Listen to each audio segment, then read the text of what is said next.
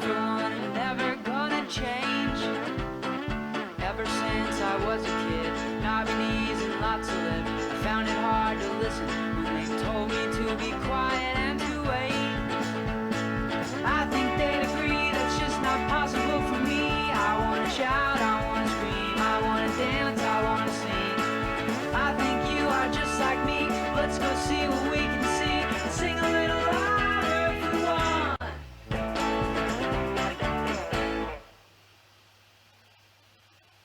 Hello, and a very good afternoon to you in virtual photo show land. Now, I'm Rick Bronx. First things first, I will nip down. Last time I got told off because I didn't refresh the chat enough, and there were some people who were asking questions, but on my screen down there, didn't see the questions come. I was refreshing, promise, but I'm going to do it again. So hello to everybody. I hope you're having a splendid Saturday. I'm just going to look down here where my buttons are. Here they are. And today is, this afternoon, is about getting better sound or leveling up your audio. And I hope you appreciate the level gag there. Now, quick thing, if you want to just zap my QR code, you can do that, and that will take you to my site and contact list, and I'm more than happy to get pestered to a certain degree, but then if I have to involve the police, then it's a bit awkward. Anyway, let's jump right in. We've got a whole bunch of stuff to get through. I'm going to hopefully show you some microphones, talk about microphones, and also give you some tips and tricks on how to use them. So let's get started. It is much... No, I'll read what I've actually written on the slide rather than make it up this time. But it's easy to fool the eye, but harder to trick the ears. And it's, I think I made that up, but I might have read it somewhere, then forgotten about it and thought I made it up. So that's my sort of quote of the day or quote of the afternoon. It's easier to fool the eye than harder to trick the ears. There we go, which is true. So let's have a look at a few bits and bobs. And getting good sound is as important, if not more important, than video. Most people think that video is a sort of priority and then audio is a secondary thing, but actually, you need to consider this even before you pick the camera up. You need to start thinking about your audio. I hope that text isn't too small because I've got a box in the box in the box. It's a bit freaky. Anyway, your audience will notice bad sound. The first thing that people will notice, though they might, yeah, it's a bit out of focus possibly here and there, but they really will notice when something's terrible, audio-wise. It's all about getting the right mic and putting it in the right position. So there's several things you need to think about, not just, spending a ton of money on some audio kit. And also, not just where you put the mic, but also you need to think about the environment that the microphone is in, or the area that you're going to be recording the sound. And then we're going to move on to this and look at this in a bit more detail a little bit later.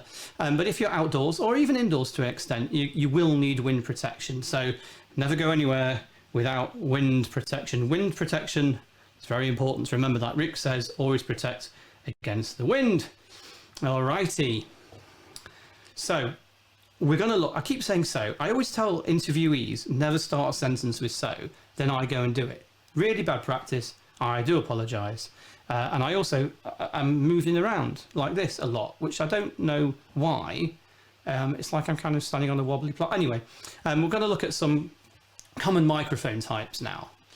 And these are ones not necessarily, the most expensive or the cheapest, but I think considering it's a sort of photography video show, I think these are the ones that I would recommend to the majority of people that might be watching or have got an interest in video or moving into video from stills pictures. So firstly, we've got everyone's friend, we've got the top mic, and the top mic is a pretty standard a staple of any videographer's kit bag.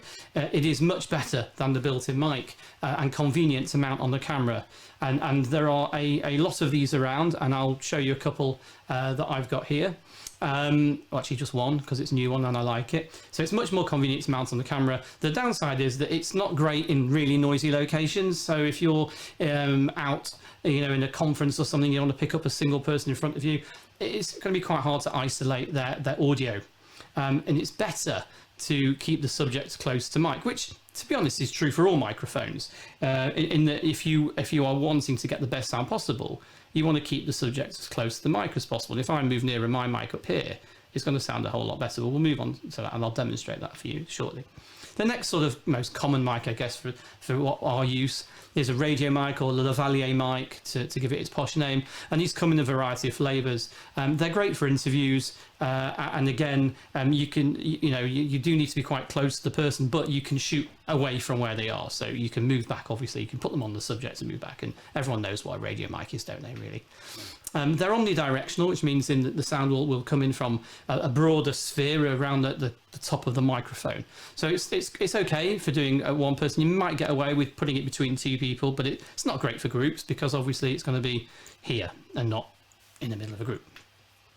And the sort of final main type of microphone is a shotgun mic, and of which I've got one up here and I've got one over here, and I've got it plugged in. So this is a shotgun mic, and it is very good for interviews because it's very directional. This one's not on yet, so if you're wondering why it sounds a bit weird, because I'm still using this one. It's great for interviews. It's very directional. Sound, it's pretty much where you point it is where you pick up, so you won't pick up noise from behind. Like my mic's probably picking up my laptop fan because I'm killing my MacBook at the moment with the live stream. It's very directional.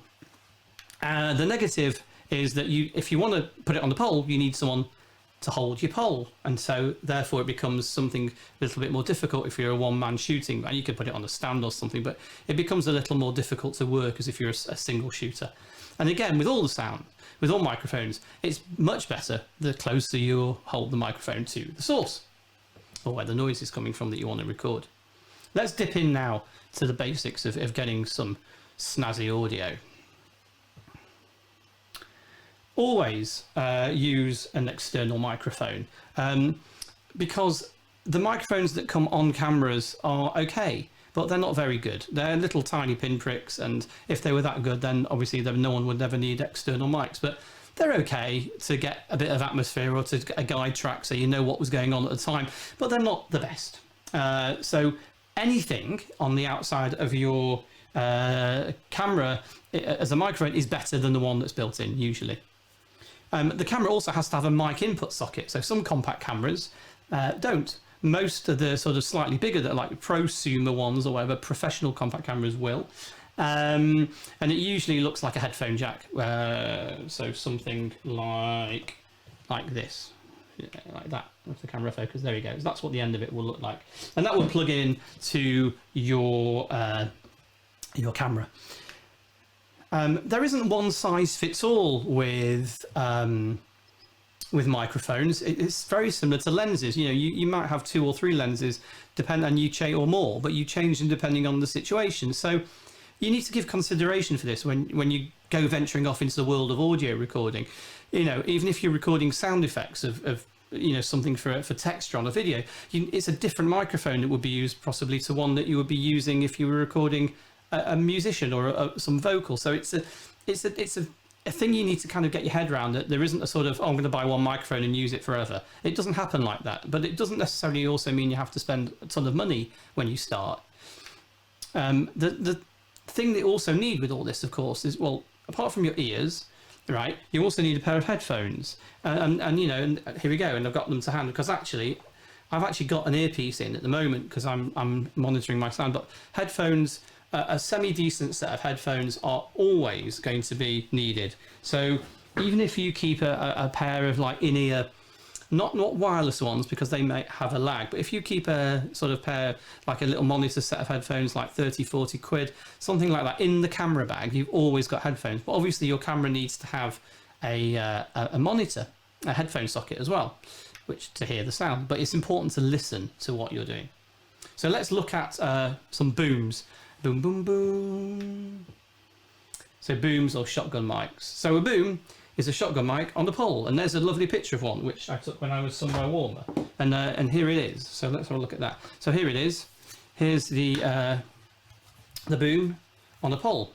Now there's no microphone in here, but what this is shield, or blimp as it's known, and actually I've got here a wireless transmitter, which I'll talk about in a second.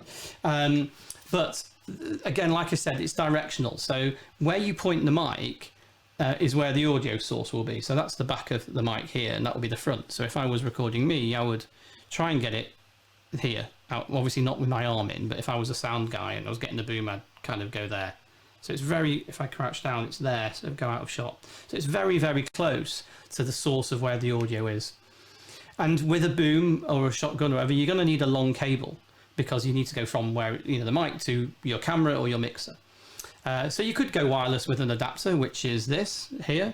So this is a wireless transmitter, and then that will plug in to my mixing desk on the receiver. All right. So, and also this mic's in a suspension, so the suspension will stop it wobbling, because if you tap the boom pole, and the longer the boom pole is, the more vibrations are going to travel up the boom pole. You want to avoid the rattle. So if I just tap this microphone here, you can hear that sort of shaking because I'm banging it, and it's in a suspension, but I'm actually shaking it now, shaking, but you can't hear it because it's in like a suspension thing, so it kind of kills out the rattle. So it's worth getting one of those, even the basic one. Now for wind noise, also you can use a wind cover. Now I've got one on I had one on that thing. This is another one. This is Mr. Furry, and this goes over the microphone, obviously, and it will absorb it. Now I'm going to do a little test here. So if I've got one on here, so I'm going to take it off. It might annoy your ears for a second. So if I kind of blow down it, I can hear some wind noise, but let me just pull it off. Right. If I go again, you can hear the difference, right? So this is actually what they call a bumblebee spacer bubble, and it's really nice and compact. And that is basically I use it in, the reason I'm using it in here is to stop plosives, which is the so it's not so bad because I'm far away. But if I go Peter Piper, you can hear how it's horrendous. But with this on, it tends to cut it out, but without degrading the sound quality too much. All right, so I'll leave it off because I don't want to spare your ears for a second. I'm going blurred. All right, so the next thing that comes up in conversation when you're buying microphones is something called phantom power. Now, phantom power isn't some sort of scary thing. It basically means that some microphones need a power supply to work and some don't. Now, this microphone here, for example, will not work if I plug it in to my camera. So this is a condenser microphone that you might have seen people using for podcasts or for voice, and I use it sometimes for my podcast. It's a fabulous microphone, but just plugging the cable in here and then straight into your camera, if you're, let's say, using an adapter like this, right? So you've got that to a jack, that won't work. It needs power. So you have what's called phantom power. And with phantom power, it comes in a few varieties, but mainly with shotgun microphones, for example. So this one here all needs what's I was saying is phantom power. So the one up here, the 8060, has to have some power going through it. Whereas this one here, it also needs phantom power, but in the middle of this, you can, if I undo it, there you go. There you go. So in the middle of this, you can put a battery, like a AA battery.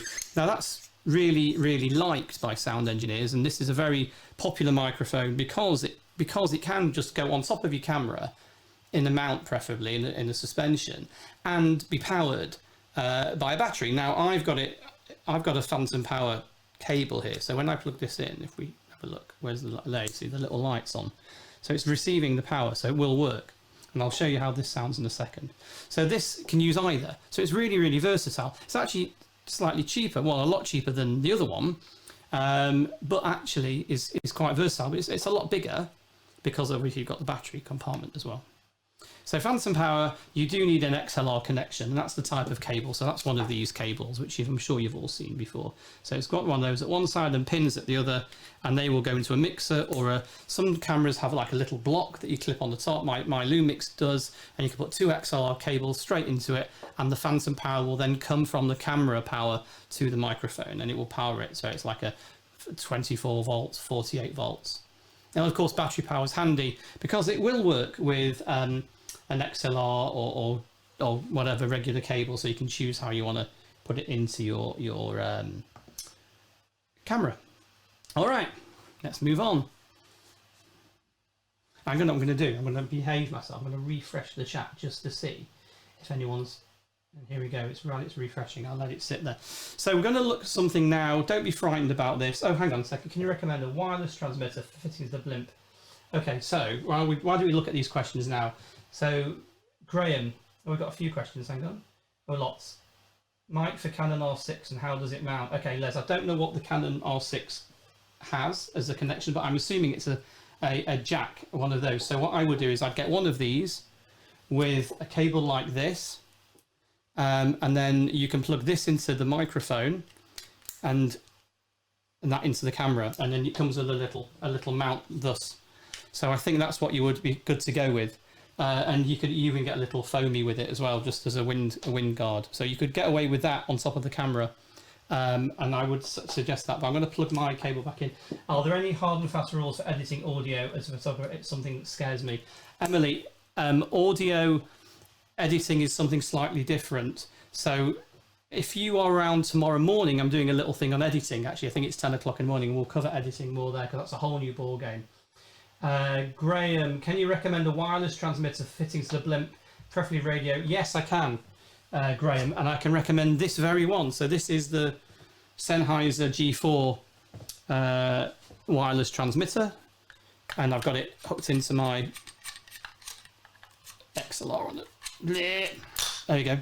There it is. And that takes a couple of AA batteries, will run for a good few hours, and it will hook into any G4 or G3 system that you already have and the same frequencies. So that's what I recommend.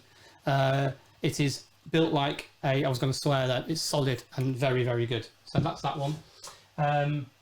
Why might you use a boom mic rather than a lav mic? Okay, so we're going to get onto that in a second, if that's okay. Essentially, a lav mic, and I'll show you the difference, will pick up sound all around you, all around the person. So it's more kind of out there, whereas a shotgun mic is like very focused, and we'll go on to that in a second. In fact, we're going to go into it right now. So when we talk about shotgun mics, there's a few things that always gets again spoken about: phantom power and pickup patterns. And I'm not going to go on along with this, but I'm just going to briefly show you on these two diagrams. The left microphone is the one I've got up here, and this is this one down here. And I'm going to show you how the different sounds of that in a second. But basically what those diagrams show you is that there's more bias towards the front of the microphone than there is at the back. In fact, there's no sound coming in from around the back. So from about 150 degrees either side, on the left there's very little, on the right there's a little bit on the left hand side, but not so much. But all the sort of sound information you can see is coming from 0 degrees all the way around to 90 degrees and a little bit at the back. And that's basically why you would use a shotgun mic, because that is where the sound pickup is. Whereas if you were looking at a lavalier mic, then you would find that the audio would kind of go more like that around the top. So more like a sort of, I guess, like Lego hair around the top of the microphone is what I hope that answers. So again, we've talked a little about wind protection. I think we can, and how to sort of counteract that. But you will need some sort of wind protection. And then, I just showed you before, we've got this cover, which will, I'll do a little demo here. So I'm going to fade my other mic down. So fade this one up. Hello. Oh, right. So here we go. Now this should sound very dead. Now this is because I'm not pointing it at the computer. Now the fan noise was being picked up by this microphone here. So if I point this at the computer now, there you go, and it goes. So you can see it's a completely dead sound, which is quite interesting actually. Now if I blow down this microphone, right, you can hear it's pretty rough, right? So if I put that cover on, you can hear how it's totally, well, not totally, but it's dead. And if I'm going Peter Piper, pick to pecker, pickle peppers, the plosives are very muted. Now if I take the cover off and go Peter Piper, pick to pecker, pick up, you should be able to hear the absolute difference there. So I'm going to put that on because you could use a shotgun mic as a sort of reporter mic, and sometimes people do. You might have seen it on the news. They have them on an arm, especially during COVID times, where they can stand 2 meters away. But this sound, the further away I go, it's not going to be as clear. So like I said before, the closer you are to the sun, I'm right on top of it. So hello, it's not going to be practical, but you would have it here, and you can see it starting to creep in. But if I turn the mic away from me and I'm just going to sing a song, no, I won't. I'll just count upwards: 1, 2, 3, 4, 5, 6, 7, 8, 9, 10. You can hear the difference when it when it comes back to me. And that is the big advantage of a shotgun mic, is that it's not going to really pick up stuff that's here, but you can hear the cable rattle. Right, that's why you need it in the suspension. Because of this. Anyway, right, so I'm going to put my noisier mic back on, noisier and more expensive mic back on, because I need to move around the room. And that's, you can see how much more ambient noise it's picking up, that sound. That's because it's further away and it's kind of pointing near my computer. All right, so let's look at radio mics now, and then we can, I'll go back to some more questions. And radio mics come in a whole bunch of different flavors. Again, there's various frequencies and all sorts, but the best ones, or the most common ones used professionally, use UHF, and this would be something like the G3 or the G4 Sennheiser series. They do need an Ofcom license in the UK to operate, and possibly if you take them abroad, they'll use a different frequency too. So it's not a problem, it's not expensive, it's just something you have to think about because you will need to own the license to it. Then you've got something like the Sennheiser AVX, which are license free, plug and play, and use a sort of frequency a bit like this. This is, in fact, not a bit like this, exactly this. There's the transmitter, which your microphone goes into, and here is your receiver, which plugs into your camera. And these are both powered by the batteries in the camera. And with lavs, you can also get something sort of entry level, I guess, is the XSWD, which are, again, transmitter, receiver, USB rechargeable, super tiny. But with all the microphones, the thing is, you can spend a lot of money on microphones, but each one needs to have a separate transmitter and a receiver. So if you've got three, now I know there's a few mics that you can do 2 or 1, but generally for the higher end equipment, 1 microphone equals 1 transmitter and 1 receiver. So bear that in mind. If you're going to be trying to mic up, 3 or 4 people, you're going to need 4 receivers, 4 transmitters, all coming into somehow into your camera. And that means you're then going to start looking at it's like sound mixers possibly, or something other than 1 input or more than 1 input. Now we're going to look at lavs again, and where to stick them. So I'm going to get one here. Here's one I found earlier. Now they're obviously very small. Everyone knows they're tiny. I have got a bit of OCD about hiding the mics. A lot of people have them here, which is fine. It depends on the situation. If you're in a drama or something and you want to hide it, then there's ways to do that, and I'll show in a second. But the best place is sort of middle of the sternum, around about here. And that is usually the best place to put it because it avoids clothing rattle and hair rattle. But you can actually get pads that stick to the back of the lav, and then they stick to the skin, a bit like kind of ECG pads. And if you do hide the mic, make sure it doesn't rattle, because if people have a chain like this, it can hit the chain when they move forward or backwards. You don't want to get machine rattle. And just as shotgun mics do, lavs need, and that's laws. And I you know what, I wrote my note to myself to change that last night, and I've gone and bloody not changed. Anyway, so what I've got here though is what's called a wind bubble. And this is a funky little, cute little thing, which is like a small version of what I showed you before. But basically, it goes on. I'm not going to do it. I'm going to fumble around with it here, but it goes on the end of the lav like this. There you go. And you can actually still then mount that under a collar, like obviously hide the wire the other way. But you can do that. And then there's also this lovely little thing here, which is a lav concealer, which is basically a molded piece of rubber. So the microphone would slide into it, and then that sits, and it can sit on the clothing or under the clothing, or it can even go around buttons and you can hide it. So that's that wind bubble. This is a Bubblebee. If you go and Google Bubblebee Industries, they do these very cool little audio products, and that should see you through getting some wind protection. The thing to I'm going to go some final tips here. And then we'll look for some more questions, and hopefully there'll be enough to take us through to the end of the session. But when you're in an audio situation, and you're going an audio situation with audio, you want to think about the room, the high ceilings. Are the walls hard? Are there carpet on the floor? Is there polystyrene on the ceilings? Because all that will reflect sound. And what you want to do is make sure that you don't have tons of reflections. I'm in a room with lots of hard walls. It's a makeshift studio, apologies. But you can hear how the audio, and when I moved the mic, it was close to me. But now it's bouncing off. There's a mirrored door here. all this kind of stuff, is going to affect the sound. So you need to kind of, when you walk into a room, as well as you eye it up for sound, you need to eye it up for audio, or ear it up, I guess, for audio, and decide if the mic needs to be hidden or not. Usually with boom mics, you want to hide it. You don't want the boom in shot, unless you do a wide shot. I know like Sky Sports do it a lot. They kind of show the interviewee sitting down in the chair, and you've got the lights and the microphone. So artistically, you can get away with it as a sort of behind the scenes, but traditionally you wouldn't want to see the boom in shot.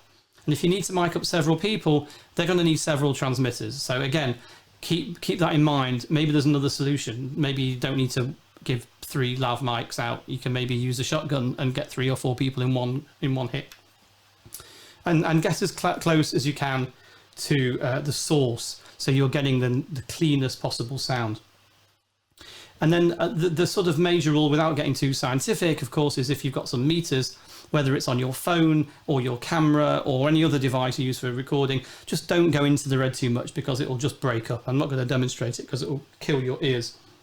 But you want to kind of, usually it goes green, yellow, red. And it's pretty obvious if you get most of it in the yellow and a tiny bit in the red. I think I'm just peeking a little into the red just now. Then that's okay. But if it's all in the red, it's going to be really, really nasty. So it's very hard to pull back from over-recorded audio. It's a lot easier to raise it a little bit than to drop it back, when it's completely distorted. Although there are new technologies now that enable you to recover stuff, but for the average person like me, who isn't necessarily a full-on sound engineer, just wants clean audio, just keep it out of the red. And then if you're going to go to that next level, consider using a separate audio recorder, because they generally have better circuits in than your camera.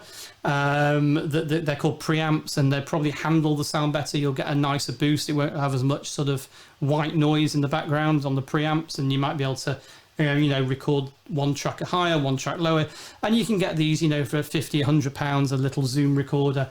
And even if you don't plug a microphone in, they often have microphones built in, and that means you can kind of, you could take a recorder and put it in some flowers at a wedding and record some, the audio from there. But I've seen, you could, or XLR input, you would take an output from, let's say, the DJ's desk, so you're not doing this atrocious thing that I've seen people do, is taking their microphone, thus, and just kind of putting it on a stand in front of a PA speaker.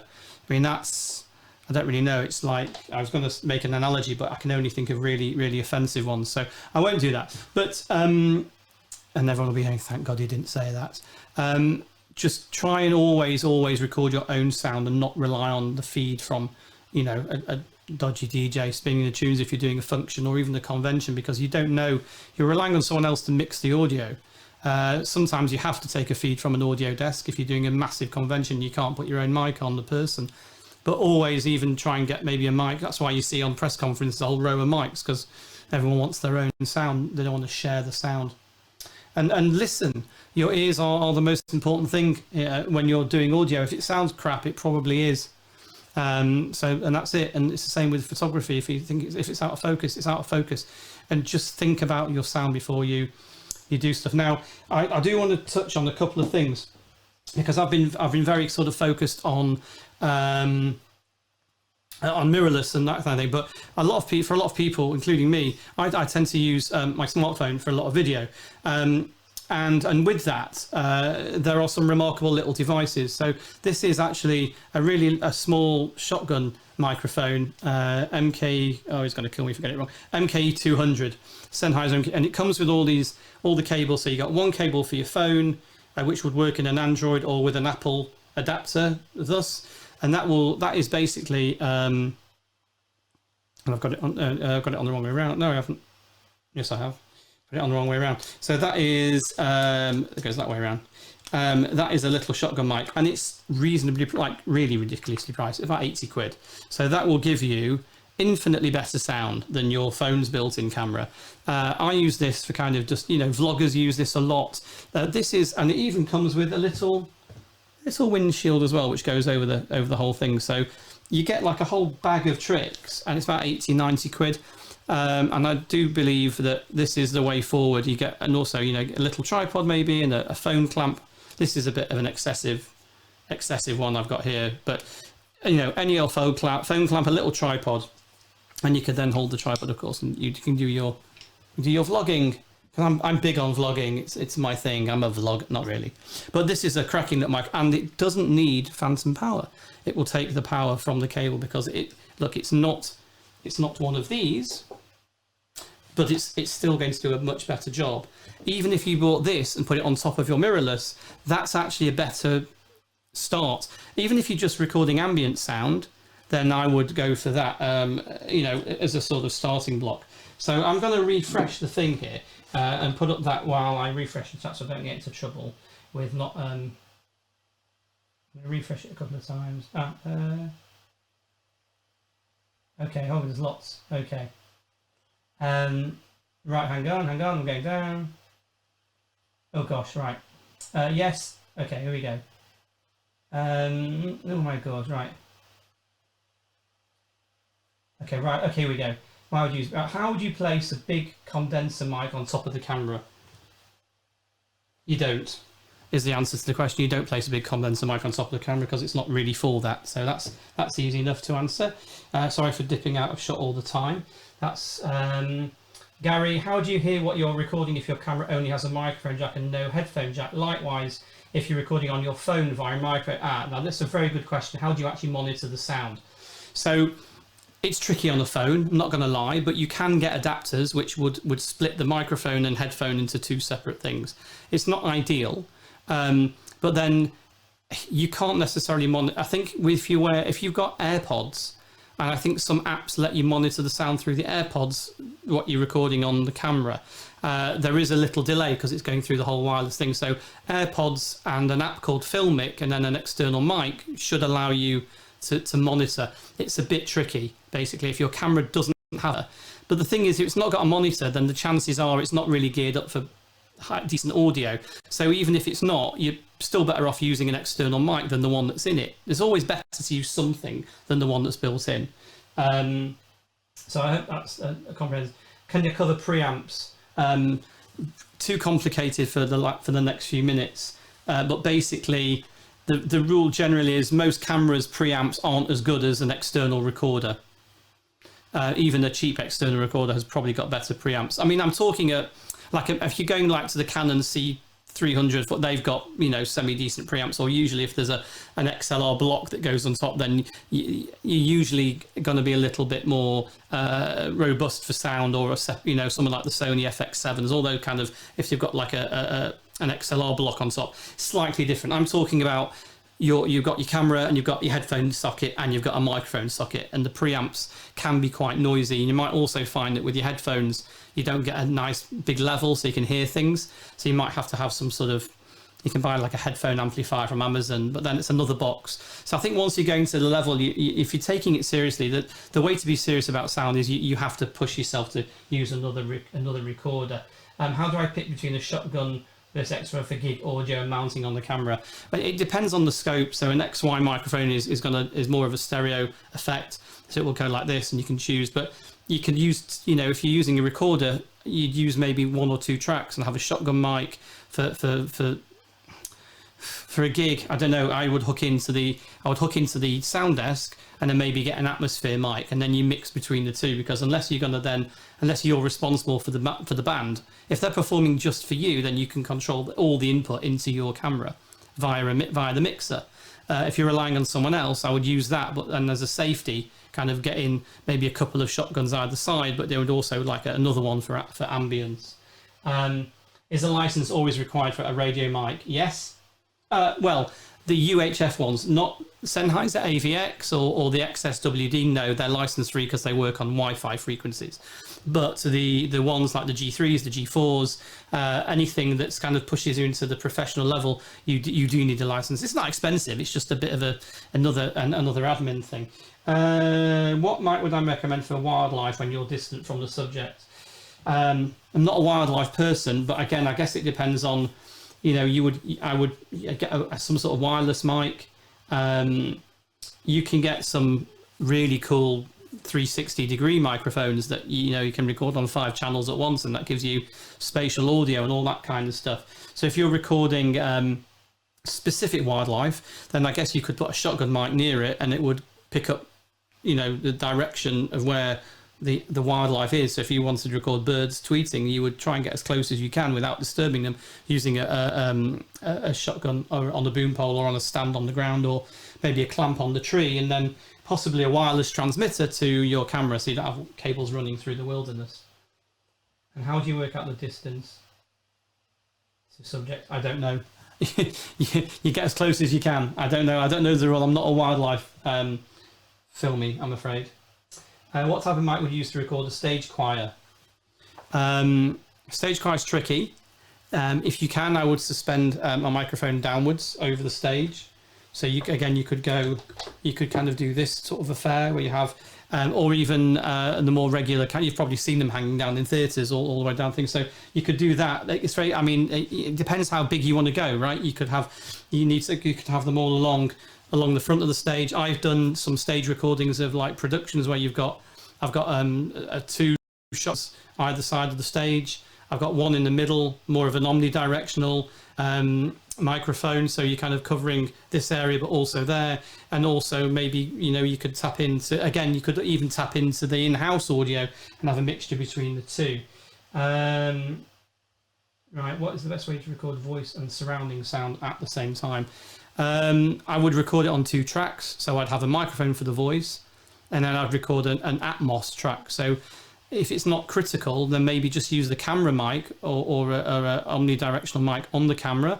And then if you've got 2 channels, then I would go and pull the voice onto a shotgun.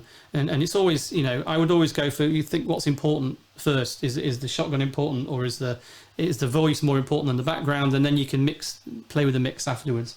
And I'm conscious I'm running out of time. I think it's better to capture audio on a separate device or feed it into camera. A mix pre, yeah. Jay, absolutely. The mix pre is a phenomenal mixer. You've absolutely always record it on the mixer separately. I mean, you could take the mixer feed and put it into the camera too, so you've got a backup, which is what I do. So I've got a mix pre 6, so all the inputs come into the mix pre, and I take the output from the mix pre into the input of the camera, which gives me a backup. You can even set the camera input a little bit lower, so you've got the main recording on the mix pre, and then you've got the camera recording a little bit lower level, just in case there's any peaks or anything. And you don't have to sync it either.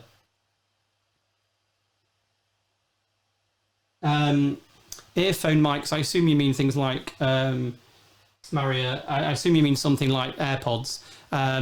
They're okay.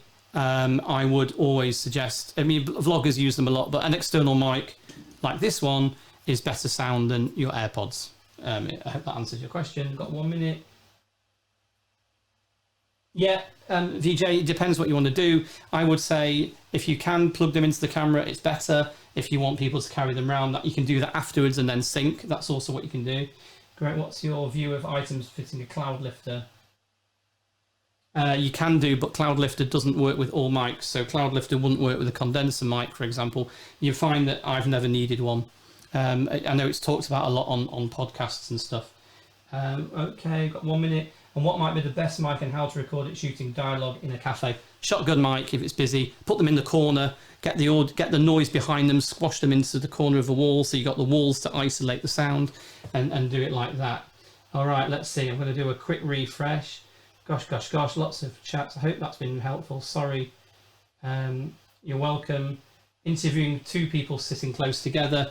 You could I would use a shotgun mic. You could, at an absolute pinch, you could use, if you've only got one lavalier mic, you could put it somewhere in between them, but it's not ideal. I think what's coming out of this conversation and answering the questions is that something like this is probably a little bit more versatile if you're prepared to kind of put a bit more effort into, booming it or whatever, than the lav. All right, you're going to see the top of my head a lot, aren't you? You've got 30 seconds left. I think we're going to have to wrap it up, if I'm not mistaken. How we got? Yeah, so that's pretty. Thanks, everybody. And I think that's it. I'm really sorry that we've come to the end, but there's my QR code. If you whip your phone out and zap that with the camera, it should open up on my site, and I'm hoping that it will unleash. You'll be able to go to my kit list section, and you'll be able to see the sort of kit that I've got and the audio that I now do. But I'm absolutely happy to take questions offline if you want to send me a tweet or look me up on Instagram or Clubhouse. And I think I'm come to the end of my time. So, hey, listen, have a great Saturday. Enjoy the rest of your virtual show. I'm going to be doing a session tomorrow morning, so no late nights for me, about editing. So if that tickles your fancy in any way, pop over and we're going to look at how to get started and get some of this audio and video that we've been chatting about for the last few days into an edit. It doesn't matter about what software, it's going to be quite generic. So have yourselves an awesome Saturday. Stay safe, be well, and hopefully we'll see you in person in September. Let's fingers crossed and all that kind of stuff. But listen, have a great time. Thank you for I'm just checking any more questions. No, thanks for joining me. It's been really lovely to get your questions, and have a awesome Saturday. And I'm out of here. Take care. Goodbye.